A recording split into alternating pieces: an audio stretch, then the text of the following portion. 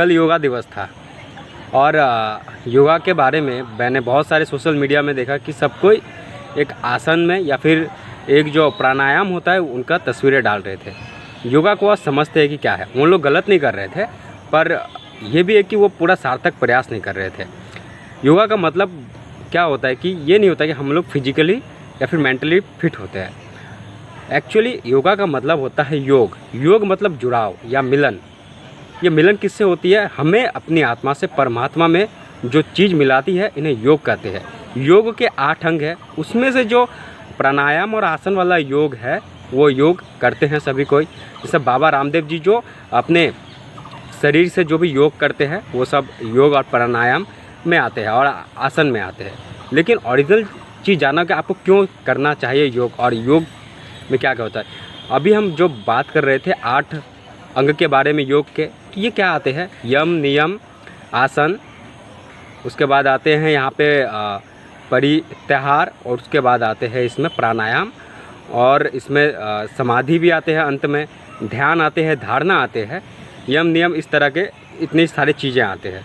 तो सभी कोई का मेन बेस इसका क्या है? जैसे यम में क्या कहा गया है कि यम में भी एक अंग है उनका अंग क्या होता है कि इसमें आपको सत्य का पालन करना होता है, अहिंसा का पालन करना होता है, असत्य का भी पालन करना होता है। साथ में आपको ये भी देखना होता है कि ब्रह्मचारी रहते हुए किस तरह से गृहस्थी करें।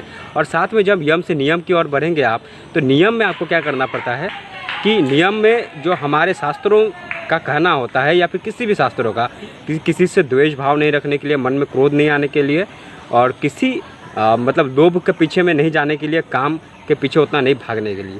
तो ये सारे चीज़ सब आते हैं। योग से आपका तभी ज़्यादा से ज़्यादा जुड़ाव और ज़्यादा से ज़्यादा आपका बेनिफिट मिलेगा जब आप इतने सारी चीज़ के बारे में आप जान जाएंगे।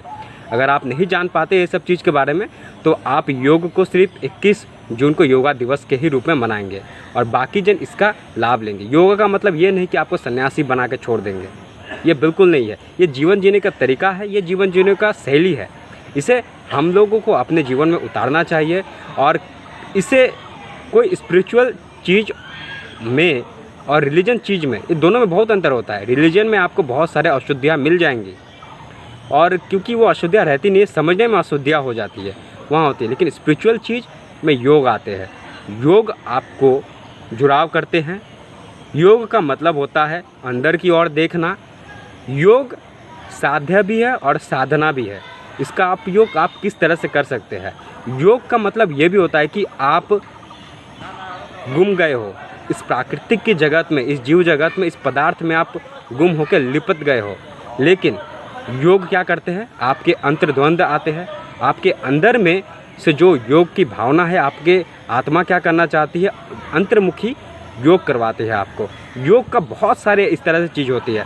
हम लोग जो करते हैं वो प्राणायाम है और आसन है, लेकिन हमको ये चीज़ सबसे ज़्यादा जान के रखनी होगी कि योग का सही मायने में अर्थ जो है वो क्या है, हम अपने आप को किस तरह से ढूंढ सकते हैं।